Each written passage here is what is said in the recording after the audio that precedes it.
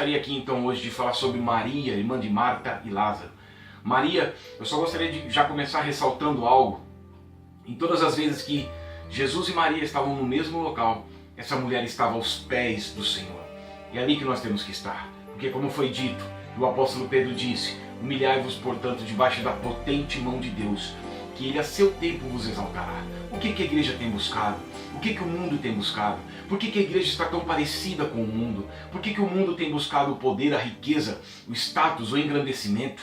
E a igreja, e muitos daqueles que se denominam cristãos, também têm buscado a mesma coisa e desobedecido então ao chamado do Senhor, que é para a igreja como uma nação sacerdotal, que são aqueles que a porção deles é o Senhor. A igreja não tem se contentado com isso, não sabem nada sobre o pecado, não sabem nada sobre a santidade de Deus, não sabem nada sobre os atributos de Deus, não sabem nada da história da igreja. Por isso é a pior geração de cristãos da história. Então eu gostaria de falar para os irmãos: Maria provocou choro em Jesus, mas choro de alegria. Aqui em João 11:35 está escrito o menor versículo da Bíblia, quando diz Jesus chorou. Essa mulher foi capaz de comover o coração do Senhor, mover o coração do Senhor em uma emoção. Mas por que ela fez isso? Agora, em contraste com isso, o que o mundo tem causado? O que a igreja tem causado? Qual o sentimento que o mundo e a igreja tem causado no Senhor? A Bíblia diz em 2 Timóteo capítulo 3, verso 1 a 4, que os últimos dias seriam tempos trabalhosos, difíceis. As pessoas seriam mais amantes de si mesmos, seriam desafeiçoados, atrevidos, arrogantes, caluniadores, desobedientes, mais amigos dos prazeres do que amigos de Deus. E a igreja lá em Apocalipse capítulo 3, verso 16, o Senhor disse: já que não és quente e nem frio, e és morno, estou a ponto de vomitar-te da minha boca. A Bíblia diz que as pessoas, o evangelho ele é radical. Jesus chama verdadeiramente para servir, para se arrepender, chama verdadeiramente para ser um buscador, um ganhador de almas. E a igreja tem negligenciado esse chamado. Muitas pessoas têm querido imitar o mundo, ao invés de imitar a Cristo, ao invés de imitar os verdadeiros servos, aqueles que nós temos como exemplos. Tem um livro chamado Heróis da Fé, eu quero que os irmãos leiam. Depois tem os livros, as biografias desses nomes dos heróis da fé separadamente. Veja como foi a vida dessas pessoas, imitem eles. Um dia todos nós seremos cobrados, meus amados. E eu gostaria de perguntar para você: qual tipo de sentimento você tem provocado no Senhor? Qual tipo de sentimento quando Deus olha para a tua vida? Porque Deus olhou para a vida de Judas, por exemplo. Deus olhou para a vida de Maria e chorou de alegria. Quando me disseram: vamos à casa do Senhor, eu alegrei-me quando me disseram. Eu alegrei em saber que os meus filhos andam na verdade. Observaste meu servo Jó, homem íntegro, fiel, temente a Deus e que se dizia do mal. Agora, quando Deus olhou para a vida de Judas, quando Judas estava vindo lá no jardim de Getsemane com a turba, Jesus olha e diz para os discípulos: perdão, eis o traidor se aproxima. Quando Deus olha para a tua vida, o que ele vê? Quando Deus olha para a tua vida, não por tudo aquilo que você está conquistando, não confunda. Não adianta o homem ganhar o mundo todo e perder a sua alma.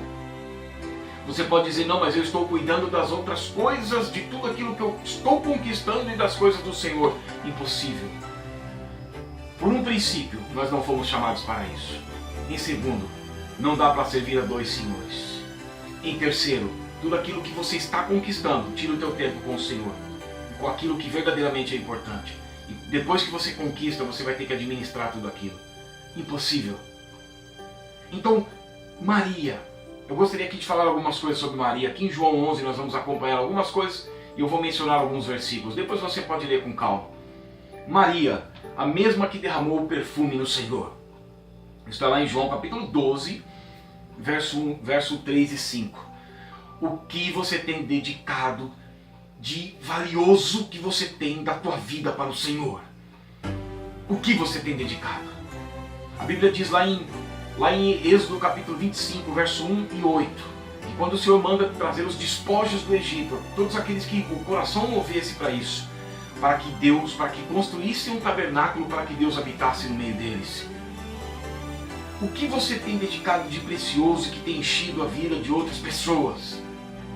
que você tem dedicado ao Senhor, o que é de mais importante na tua vida, que custou tempo, que custou dinheiro. Eu não estou falando de oferta de dinheiro para você levar dinheiro na igreja. Eu estou falando o que é importante na tua vida, verdadeiramente, que você tem dedicado. Sabe o que é mais importante hoje para as pessoas? O tempo. Maria, esse perfume foi o tempo, porque foi um ano de trabalho. O que você tem dedicado? As pessoas vão te criticar. Judas criticou. As pessoas vão te criticar. Você está gastando a tua vida.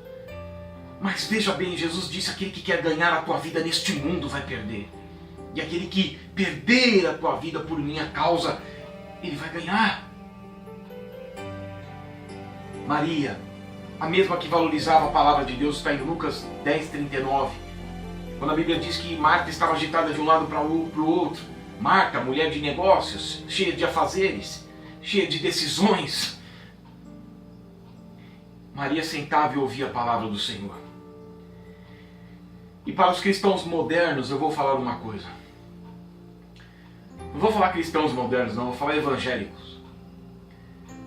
Jesus disse que só uma coisa é importante, e Maria havia escolhido a melhor parte. Agora eu pergunto para você, qual valor você tem dado à palavra de Deus? A Bíblia diz lá em Isaías 66, 1 e 2, o céu é o meu trono e a terra estrado dos meus pés. Que casa vocês podem fazer para minha habitação ou lugar do meu repouso? Mas eis para quem eu olharei. Você quer saber para quem que Deus olha? Para aquele que é abatido e contrito de coração, e para aquele que treme da minha palavra. Esse tremer da palavra é o que está em João 8,47, aquele que é de Deus ouve as palavras de Deus. Este ouvir não tem uma conotação apenas de ficar ouvindo uma pregação, mas do que diz em João 5,39. Examinai, pois, as Escrituras, porque vocês julgam ter nelas a vida eterna, e são elas que testificam de mim. É o que está em Atos 17,11. Os de Bereia são mais nobres do que os de Tessalônica, porque receberam a palavra de Deus com alegria, mas não fizeram como a semente que caiu à beira do caminho, o inimigo veio e roubou. Não! Sabe como é que o inimigo não rouba a palavra do teu coração? É se você faz como os de Bereia, examinavam dia a dia para ver se as coisas verdadeiramente eram assim.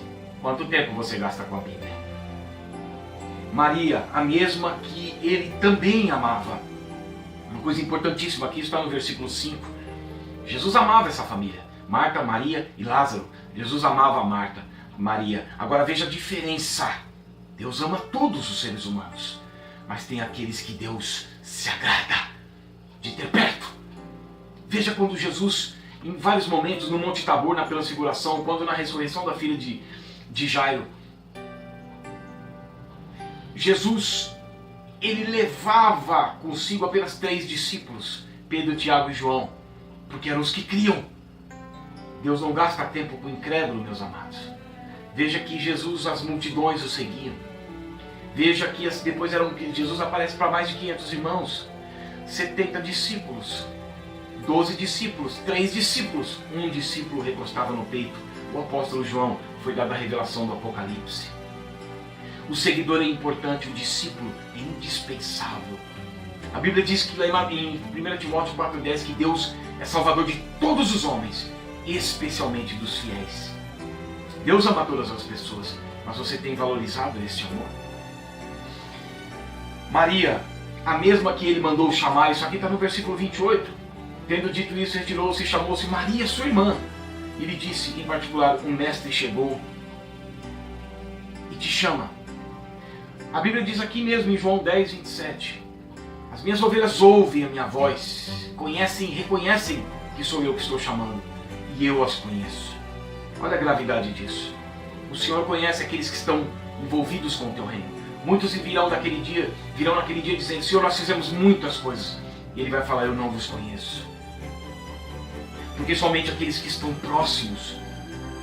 Jesus disse, e como sabemos se somos conhecidos? Jesus diz lá em João 15, 8, que os nossos frutos são para que o Pai seja glorificado. Mateus 12, 33, a árvore se conhece pelos frutos. E quais são esses frutos? De regeneração, de transformação genuína e verdadeira, de verdadeira conversão, como dizem 2 Coríntios capítulo 5, verso 14 a 17. Pois o amor de Cristo me constrange, Porque um morreu por todos, logo todos morreram, para que aqueles que vivam não vivam mais para si mesmos, mas para aquele que por eles morreu e ressuscitou. E se alguém está em Cristo, é nova criatura. As coisas velhas se passaram e tudo se fez novo. Tem gente que ouve o chamado de Deus e despreza, e não crê. É como diz lá em Mateus 11,16, quando Jesus dá testemunho de João Batista. Essa geração é como aquelas que ouvem, tocam-se flauta, nas praças elas não dançam, entoam-se canções e elas não choram. A palavra de Deus não tem causado conversão em muitos. As pessoas estão com o coração fechado, dessensibilizados para com Deus. Haverá um dia que a Bíblia diz que o clamor não será mais ouvido. Buscai ao Senhor enquanto se pode achar, invocai-o enquanto Ele está perto. Não endureça o teu coração quando ouvir o chamado do Senhor. E Deus tem chamado a muitos ao arrependimento. Maria é a mesma que respondeu. Olha como ela respondeu. Ela, ouvindo isso, levantou-se depressa e foi ter com ele. Ela levantou-se depressa. Mateus 22,14, muitos são chamados, poucos os escolhidos. Mas vamos traduzir isso, a própria Bíblia se explica. Isaías 65, 11 e 12. Mas porque eu chamei e não respondeste, destinar-vos-ei a espada e todos vos encurvareis à matança. Matança, a segunda morte, afastamento eterno da presença de Deus, sem possibilidade nenhuma de salvação. Espada, Efésios 6,17, a espada do Espírito é a palavra de Deus. Jesus diz em João 12,48, eu não vim julgar o mundo nem condenar o mundo, mas as palavras que eu tenho dito, essas vão julgar. Então faz o que está escrito em Filipenses capítulo 3, vá em direção à soberana vocação, a um convite ao lugar celestial. Esquecendo-me das coisas que para trás ficam, avanço para as que estão diante de mim, em Cristo Jesus. Maria levantou-se e foi apressadamente, porque o Senhor chamava. Maria, a mesma que Jesus não repreendeu, está no versículo 32 e 33, Marta duvidou, Marta veio chorando, mas Jesus repreendeu Marta. Maria não, porque ela tinha envolvimento. Então a Bíblia diz em Romanos 8,33, quem tentará acusação contra os escolhidos de Deus? É Deus que nos justifica. Ele não nos trata segundo as nossas lutas, os nossos pecados. Ele tem misericórdia.